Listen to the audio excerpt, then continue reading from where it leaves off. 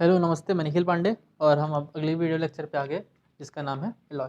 अभी हमने जो लास्ट लेक्चर में पढ़ा कि कोरोजन क्या होता है, फिर में एलॉय का भी एक थोड़ा सा टॉपिक आया था, तो उसको हम जनरली डिस्कस कर रहे थे कि जो स्टील होता है, जो घर पे बर्तन होते हैं, ठीक है। तो बर्तन में क्या होता है कि बर्तन कभी जंग नहीं लगता है ना। जो स्टील का बर्तन होता है तो उसमें जंग नहीं लगता है, ठीक है ना। कहो कभी अगर कोई डिफेक्ट आ गया उस पर तो जंग लग जाए, बाकी चांसेस ये है कि उस पर जंग नहीं लगता है, ठीक है। तो एलॉय क्या होता है, एलॉय उसमें क्या क्या प्रेजेंट होता है स्टील पे। मैंने बताया था कि आयरन की कुछ वैल्यू पे प्रेजेंट होती है, क्रोमियम और निकल की कुछ कुछ मात्रा में प्रेजेंट होते हैं वो लोग, ठीक है। वो जो मेटल या फिर नॉन मेटल कुछ भी कह लो, ठीक। तो ये क्या करते हैं कि ये जो मेटल की जो प्रॉपर्टी थी, वो प्रॉपर्टी किसी भी चीज़ के लिए फुलफिल नहीं हो पा रही थी। किसी भी चीज़ के लिए नहीं, मतलब बहुत सारी चीज़ों के लिए ऐसा था कि फुलफिल नहीं हो पा रहा था। हम लोग अगर मेटल अगर खुला में छोड़ दें तो दिक्कत क्या हो जाए कि उसमें जंग लग जाए, या फिर कुछ अगर प्रोडक्टिविटी, अगर इसमें इलेक्ट्रिकल कंडक्टिविटी को कम करना है तो अगर आसानी से उसमें इलेक्ट्रिकल कंडक्टिविटी हो जाए, या फिर केमिकल प्रॉपर्टी को बढ़ाना है तो आसानी से केमिकल प्रॉपर्टी वो हो जाए, नहीं बढ़ पाए। तो ये सारे चीज़ों को जो दिमाग में ये आया, ये सारी चीज़ों को सॉर्ट आउट करना था अपन को। हमने एक मेटल निकाला, मेटल निकाल के देखे जंग लग रहा है उस पर, तो कोरोजन वाला टॉपिक पढ़ा। अब क्या हुआ कि जो मेटल की कुछ प्रॉपर्टी होती है, वो सारी प्रॉपर्टी फुलफिल नहीं हो पा रही थी हमारे रिक्वायरमेंट के हिसाब से। तो उन प्रॉपर्टी को सुधारने की ज़रूरत पड़ गई, और उन प्रॉपर्टी को सुधारने की ज़रूरत पड़ गई तो क्या हुआ कि हमने आपस में मेटल को मिलाना शुरू कर दिया कि ये दोनों मेटल मिले तो ये हो गया, तो इसका क्या प्रॉपर्टी हो गया। या फिर नॉन मेटल और मेटल को मिला दिए तो इसकी कुछ अलग प्रॉपर्टी निकल गई, है ना। तो एलॉय क्या है कि मेटल और नॉन मेटल का मिक्सचर, या तो मेटल या फिर नॉन मेटल का मिक्सचर करके, जैसे मेटल की कुछ, जैसे आयरन की प्रॉपर्टी दूसरी है, कॉपर की प्रॉपर्टी दूसरी है, निकल की प्रॉपर्टी दूसरी है, क्रोमियम की प्रॉपर्टी दूसरी है। लेकिन अगर हम या दो चीज़ को मिला रहे हैं, ठीक है, दो मेटल या फिर दो नॉन मेटल को मिला रहे हैं, तो क्या हो गया, वो दोनों के मिलने से कुछ प्रॉपर्टी और दूसरी निकल आई, ठीक है। और वो जो प्रॉपर्टी है हमको रिक्वायरमेंट थी, ठीक, समझ में आ रहा है। दो मेटल को मिलाने से कुछ अलग प्रॉपर्टी निकल गई, उनकी प्रॉपर्टी मतलब कि अलग गुण। तो एक चीज़ समझने के लिए, जैसे स्टील के बर्तन हो गए, इस पर हम देखिए अगर लोहा वगैरह के बर्तन होता है, एक तो भारी होता है, दूसरा क्या है उस पर जंग लग जाता है। स्टील बनाना था, स्टेनलेस स्टील बनाना था, बर्तन बनाना था, तो उसमें क्या हुआ कि हमने कुछ प्रॉपर्टी जैसे निकल कॉपर और आयरन को मिला लिया। मिलाने से क्या हुआ कि जो स्टील बना उसमें ना तो जंग लगता है और हल्का भी होता है, ठीक। तो ये जो प्रॉपर्टी है आपस में मेटल और नॉन मेटल को मिलाना, ठीक है, तो इसको क्या बोलते हैं, एलॉय बोलते हैं, ठीक। थोड़ा इधर उधर का एग्जांपल हो गया था, पर कोई नहीं, आपको समझ आना चाहिए। Alloy is defined as the mixture of homogeneous, बोल सकते हैं होमोजीनियस, ठीक है, मिक्सचर ऑफ टू और मोर मेटल और अ नॉन मेटल, टू और मोर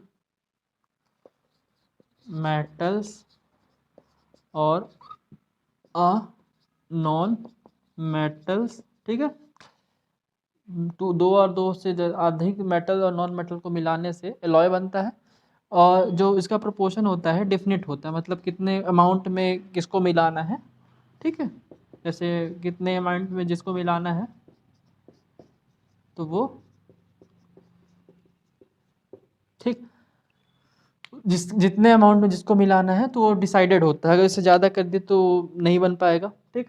तो वो उसका जो वैल्यू है वो डिसाइडेड है कि इतना ही, इतना जैसे आयरन मिलाना है, इतना क्रोमियम मिलाना है, इतना जिंक मिलाना है, ठीक, इतना निकल मिलाना है।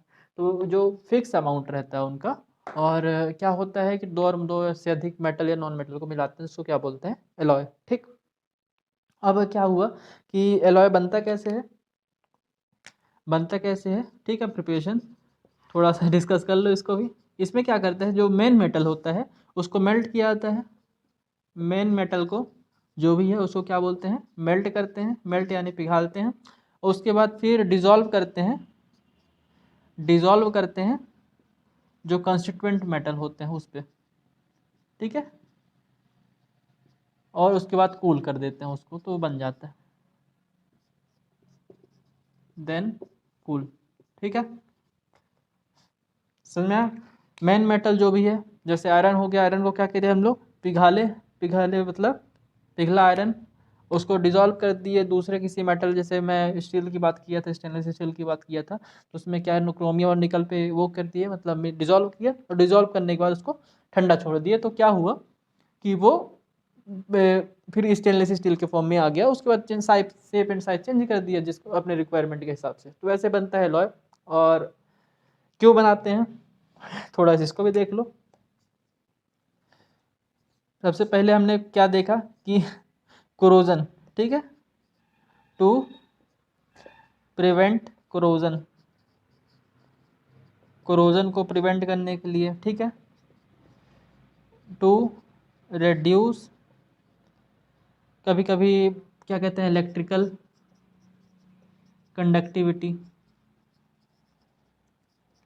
या फिर कभी ऐसे है कि हमको किसी मेटल को क्या करना है, हार्ड करना है, टू हार्डनेस, ठीक है, हार्डनेस, या फिर क्या कहते हैं, टेंसाइल स्ट्रेंथ बढ़ाना है।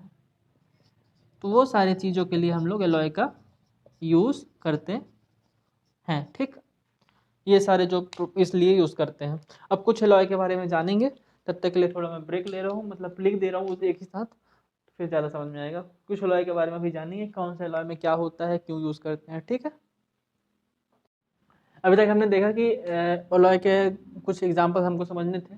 ठीक है, स्टील देखा एग्जांपल, स्टील है, स्टेनलेस स्टील है, जिसमें आयरन कितना 74% होता है, क्रोमियम क्या होता है 18%, निकल क्या होता है 8%। ठीक है, खाना बनाने के लिए, या फिर जो डॉक्टर सर्जिकल या फिर कैंची वगैरह होता है जो सर्जरी करते हैं, तो उस पर जो इंस्ट्रूमेंट यूज़ होते हैं, सर्जिकल इंस्ट्रूमेंट होते हैं, वो स्टेनलेस स्टील का बना हुआ होता है। ठीक है, स्टेनलेस स्टील जिसमें क्या है, एक आयरन है, क्रोमियम है, निकल है। ब्रास हो गया जिसमें कॉपर और जिंक, 80% कॉपर होता है, 20% क्या होता है, जिंक होता है, जो नट और बोल्ट में बनाने में काम आता है।